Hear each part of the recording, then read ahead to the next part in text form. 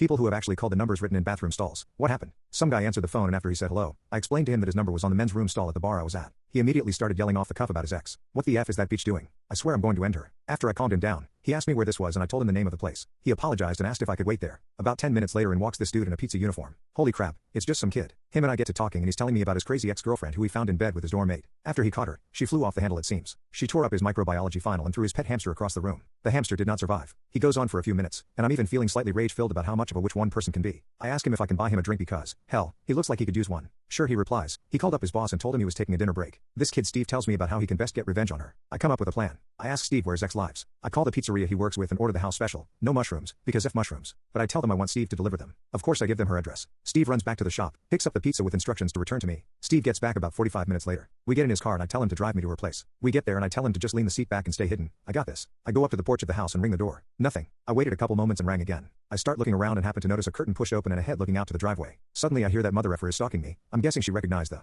car. A couple of other loud voices seem to emanate from the other side of the house but I can't make out what they're saying. I hear a couple of loud footsteps and then the locks are unlocking from the door and what appears but this petite redhead, who, despite being in a fit of rage, is actually quite stunning. She started to yell, but quickly stopped when she realized that I was not Steve. I told her how I was the manager of the pizza place and heard that he broke up with her. How he had some pictures on his phone of her and I really wanted to get in touch with her as I had been recently divorced and that Steve was being a piece of crap at work and wanted to get revenge on him. She seemed to open up to the idea that he was going to be fired from the job and would go along with any idea of doing something to crush his spirit. She asked me what I'm going to need in order to put my plan in action. I turned to her and motioned towards the pizza and that it was getting hot on my hand and she had me bring the pizza inside so we could discuss the plan. She asked about Steve's car, and I told her that it was actually a coincidence and that I was borrowing his car because mine broke down, and I just needed to run an errand while he stayed back at the shop. We worked out a devious plan to set up Steve and ate some pizza while I talked about his downfall. When all of this was done, we slept together, and 20 minutes later, on the way out of her house, I stole $500 from her wallet without her noticing. Came back into the car with Steve who looked furious as I had taken so long. But then I showed him my fortune. Believe it or not, me and him are good friends to this day.